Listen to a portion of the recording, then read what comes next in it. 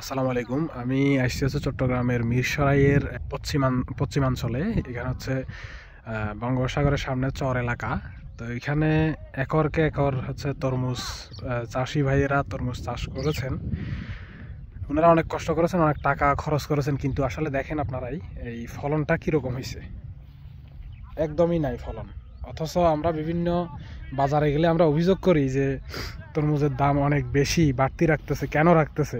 ফলন যদি ভালো না হয় আসলে দাম তো অটোমেটিকলি বাড়বে। যখন বাজারে যে কোনো জিনিসের ঘাটতি থাকবে তখন তো অটোমেটিকলি বাড়বে।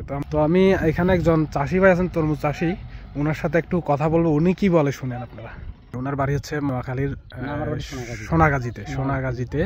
তো উনি চট্টগ্রাম মিরসরাইতে আইসা চাষাবাদ করছেন।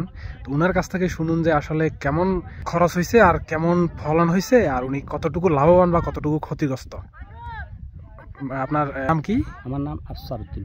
আচ্ছা, আপনার কত টাকা খরচ হয়েছে এখানে? আমার টোটাল 1 কোটি টাকা খরচ হয়েছে। একটুকু জমি আপনি চাষাবাদ করছেন? জমি আপনার ধরেন না 100 একর। এখন কি লাস্ট সিজন না? জি। এ পর্যন্ত কত টাকা উঠছে? আমার ধরেন না 30 লক্ষ টাকা উঠছে। 30 লক্ষ টাকা উঠছে, আরো ঘাটতি 70 লক্ষ টাকা। আরো সেটাই 30 লক্ষ টাকার মাল হবে। আচ্ছা, তো ওভারঅল উনি আরো 30 লক্ষ টাকার মাল এখান থেকে পাবে আশা করতেছে উনি।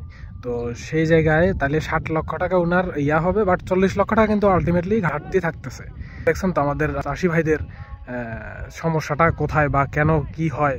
হ্যাঁ, এগুলো সবাই আসলে জেনে বুঝে এগুলো মন্তব্য করা উচিত, দোষারোপ করা উচিত। ঠিক আছে, সবাই ভালো থাকবেন, ধন্যবাদ, আসসালামু আলাইকুম।